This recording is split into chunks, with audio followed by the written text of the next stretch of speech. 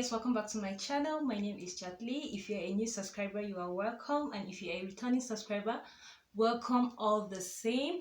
Just before we start this video, guys, I just want to say, if you find any of my videos or anything that I'm doing interested in any way, please don't forget to like and subscribe, and also turn on the notification bell just so you get notified every time I upload a new video. So in today's video, we are going to be talking about the differences or similarities in the educational system between Nigeria and Uganda. I just want to try and compare and see. And also let me know in the comment section which one you think is easier and which one you would actually go for. So because I'm Nigerian and I've gone through the educational system, I'm going to start with the Nigerian educational system first, and then we'll move to the Ugandan educational system. So guys, for Nigeria, the first thing you do, a child does, is nursery school, and we have nursery 1 and nursery 2. I know there are some people that do take their children to kindergarten and all that, but majorly, like, if I correct me if I'm wrong, except like things have changed, but I know it's just called nursery 1, nursery 2, and nursery 3. So after that, they like graduate to primary school, and then for us we have primary 1 to primary 6. So after your primary 6, you do an exam to go to high school or secondary school, and that exam is called common entrance. So everyone does it. As long as you're in primary 6, you do it. Although children that are more academically forward tend to do their common entrance in primary 5, and then they go over to high school from there. But majorly it's supposed to be from primary 6, then you go to high school. So now when you get to high school, we have our high school is for 6 years all in all, and we have JS1 to JS3, that is junior secondary school. So that JS1 to JS3, majorly you just do a general subject, and that general subject that you do them just so that you know what works for you, what you want to go for and all that. So when you get to JS3, after your JS3, you do an exam. It's called junior NECO. So after your junior NECO, now your junior NECO will determine if you're going to be a science student or an art student and all that. That is depending on how well you do. I remember when I was back in school, our administrator will always tell us, choose your course. Don't let your marks choose your course for you, because if you don't do so well, they wouldn't put you, like, if you do so badly in like science subjects, they won't put you in a science class and all that. So that was what she was trying to say. So after your JS3, after you're done with your JS3, the next thing you have to do is to go to senior secondary school. Your senior secondary school is from SS1 to your SS3. Now in SS3, that's when you do after you're in your SS1 to SSC, that is senior secondary school. Literally, that's just what it means. So from your SS1 to SS3, that's when you go ahead and go for whatever you need to do. Like if you're a science student, then you do science. If you're an art student, you do art. And if you're a commercial student, you do that. So after your SS3, that's when you do your exams. The first time, before you do the general exam that you're asked to do, mostly schools, what they do is that they give you like an exam. I've forgotten what it's called. I'm going to write it down. But they give you something like that just so that you have an idea of what to expect. So after that exam, the next exam you have to write is called WAEC. So after you're done with your WAEC, after you write your WAEC, you immediately write, I think so, maybe after a couple of weeks or months, you write your NECO. Now, after you're done with writing your NECO, you're not still done then, because WAEC is for the whole of West Africa, while NECO is for just Nigeria. After you're done with your WAEC, you go ahead and do your NECO. And then, like, after you're done with your NECO, by then, after some time, your results should have been out.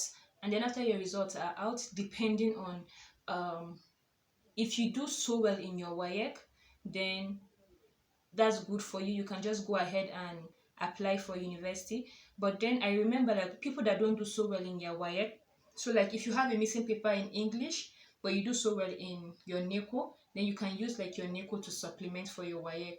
Or if you do so badly in WAEC and you do so well in your NECO, then you can go ahead and use your NECO. Although based on what I know, majority of schools outside Nigeria don't really accept, like they would prefer you have WAEC than have NECO. So most people just prefer to just have the WAEC to be on a safer side. But if you have your NECO and your NECO is fine, then you can still go ahead and apply. So now after you are done with that and your result comes out, then you go ahead and write JAM. Now JAM is like for four they are basically four subjects. So those subjects that you're going to write will be dependent on um the course you want to do. So for example, now if you want to do medicine or nursing, or I think pharmacy, medical related courses, mostly it's like three. You do chemistry, physics and biology, then a general paper which is English. So when you do that, now depending on how well you do will also depend on um the course you get. So I think generally JAM is like over 400, if I'm not mistaken. Yeah, it's over 400 and it's all objective. So you do that. So and also it also depends on the university you're doing. So for example, now if I'm applying for maybe medicine now, so another university can say, oh, maybe they want maybe 200, right? And another university will tell you no, they want 260 or 280 or something like that, which is like pretty high. I know it's over 400, but you guys believe me, like that is, you've done really well for you to get up to that. And same thing goes for like someone that is doing art or commercial, like your combination will depend on the course you want to do. So after you are done with doing your JAM, I know guys, we are not done. You go ahead and write exam in the university that you want. So you go to that university that you have applied for. Mind you, you apply for the university you want while doing JAM, not while doing your WAEC or your NICO. While doing JAM, you apply for the university you want. And when you apply for the university you want while you're doing JAM, we have first option, like first choice and second choice. But then mostly people that apply for second choice, they don't usually give them. And then you apply, they give you different options to apply. So in Nigeria um we have the university, and then we have polytechnics, then we have federal universities, we have state universities, we have polytechnics, we have, I know we have something else, college of education or something like that. But then you have all those options, so you just fill it in.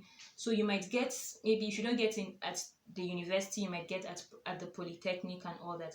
So after you've written your JAM and you've done well and you've gotten the points that university has required for you to get, then you go ahead to the next step, that is going for your post UTME. That's you go and you write your exam at the university that you are interested in. So you write, they also have their own cutoff mark based on the course you are going for, and most times that cutoff mark is not so far from the JAM cutoff mark. So it's actually the same. I don't know what I was saying, but it's actually the same. So you go ahead and do your post UTME, and then when you do that, if by God's grace and luck and connection and everything that you have and your ancestral powers and everything that you can possibly think of is on your side, then you get admitted into the university.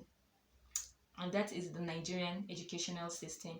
And for the Nigerian educational system, we don't usually do A level. We have A level, but we don't do it in high school like how you do it here in Uganda. And that's why in Nigeria you see that courses that are like 3 years here in Uganda, they are 4 years in Nigeria, and then courses that are like 4 years in Nigeria, in Uganda they'll be like 5 years, and like medicine now that is like 5 years.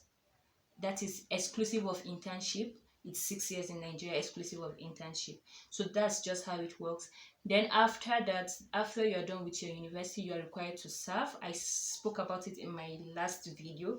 You are required to serve your country for a year, for a complete year. And that is it, you guys, for Nigerian system of education.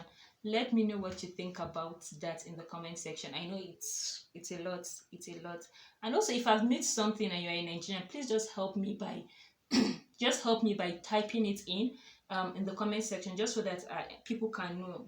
Now let's get to the Ugandan system because it's kind of complicated for me. That's just because I've not done it, but it's interesting. So you guys, for the Ugandan system, they actually have nursery school, and their nursery school is divided into three classes also, but they call it the baby class, the middle class, and the top class. So after a child is done um with their nursery school, the next step is they go to their primary school. And for Uganda, primary school is 7 years here instead of 6 years. And fun fact, Nigeria too used to have 7 years, but for some reason they changed. If I'm not mistaken, that was before my time. It used to be 7 years, but so Uganda system is 7 years. So after their 7 years, they write an exam called PLE. Yeah, in that PLE they have an aggregate. The best aggregate is 4. That is, someone gets, because they write 4 papers, the best aggregate is 4, which means someone has D1, D1, D1, D1 in all, and then the worst aggregate is 9. Yes.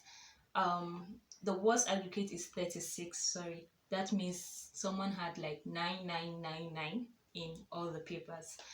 So after they are done with their primary school, that's for 7 years, they go to secondary school, which is their high school. Now their high school is also divided into two. They have the O level and the A level. Now the O level is for 4 years. They do their O level for 4 years. After they are done with their O level for 4 years, they that's senior 1, senior 2, senior 3, and senior 4. They actually write an exam. So their exam is usually, they write an exam, a total of 10 papers, and that's 10 papers. They do 7 compulsory, and then they choose 3 from it. So that 3 can be either Luganda or literature or history, I think. Those other subjects are like some of those subjects that they can include. Please let me know in the comment section of other subject that is not compulsory that you can include. But I know that they do 7, and then 7 compulsory, and then 3 is like, it's not compulsory, like you get to pick whatever you want to do. Yes guys, so after that they go ahead, that's after their senior 4, they write an exam called UCE. Now after they are done with their exams, they move over to A level. Their A level is actually still in high school, so their A level is like, you write it in a form that it's like called Form 5 and Form 6. Yes, it's called Form 5 and Form 6. So after they are done with their form, after their Form 6, they're actually expected to write another exam. This exam is what is going to determine like the course they go to. It's kind of like the JAM of Nigeria, kind of similar. So like that will depend on what the kind of course you get. So they write an exam called Ugandan Advanced Certificate. And for Ugandan Advanced Certificate, you are actually expected to write, like I said, 4 papers, 3 which is going to be like a combination depending also on the course you are going to do. Like I said, like chemistry, physics, biology, but then you're supposed to stroke it with either ICT or submath, or that's depending on the course you are going for. And then you do your general you do the general paper, which is composite, like everyone has to do that. So now after you are done with that exam, then you get like your total points, and I think they have a total the highest aggregate you can get is 20. Also the way it works for them is your aggregate also depends on the course you get in the university. So if someone has, for example, is applying for medicine and you get like 18, I think they said for Makerere it's like 18 for medicine, if I'm not mistaken. That's pretty high. So for them it's like, if you're applying for medicine, for example, and maybe you might I think it's like 16 or 18 depending on the university also that you're applying to. And then so like that will enable you to get into medicine. So guys, like I said, they have 4 papers. Each is like 666, carries 6 points, that is an A. And then rounding it off to 18, and then you write, I think 2 points is like for general paper, which becomes 20 all in all. After that, you just apply for your university, the university you want to go for, and then you wait for admission. One of the good things that I love about Uganda is the fact that as long as you have your points and you have the finances, you can get your admission. Unfortunately, it's not as easy as that for us in Nigeria, because you can actually have your points, you can actually have all the requirements and still not get the desired um this thing you want. I don't know if it's a general thing, or maybe because I'm in a private university, so I'm fortunate enough to be in a situation whereby, or to see people that have, like, they apply, as long as they get their points, they get admitted. I don't know for their government universities if it applies, but majority, that's what I know. And I know that getting admission is not nearly as hard as what happens back home. Like, someone can go for 5, 6, 7 years back in Nigeria. They have all their points, they have all the marks, but um they're not getting the job, the sorry, you're not getting the course they want, or you're not even getting admission at all. Like, it's really, really sad. It happened to me, and that was one of the reasons why I had to leave Nigeria and come here to get my education. So that is all, guys. That is all what I have. That's like how I understand the Ugandan educational system. Just let me know in the comment section, like I said, if I have missed anything. I'm very sure maybe there might be something that I didn't really say right. Just let me know in the comment section. And that is it for this video, guys. I'm really sorry that if the quality of this video is kind of grainy, it's because it's almost dark. It took me this long to do this video. I kind of procrastinated. Tomorrow is my sister's birthday, and so we've been busy. Just help me and tell her a happy birthday, because I'll be posting this on her birthday. So please, if you're able to watch this, just help me and post happy birthday in the comment section also for her. I will really appreciate it. So that is it for this video, guys. I will see you in the next one. Bye.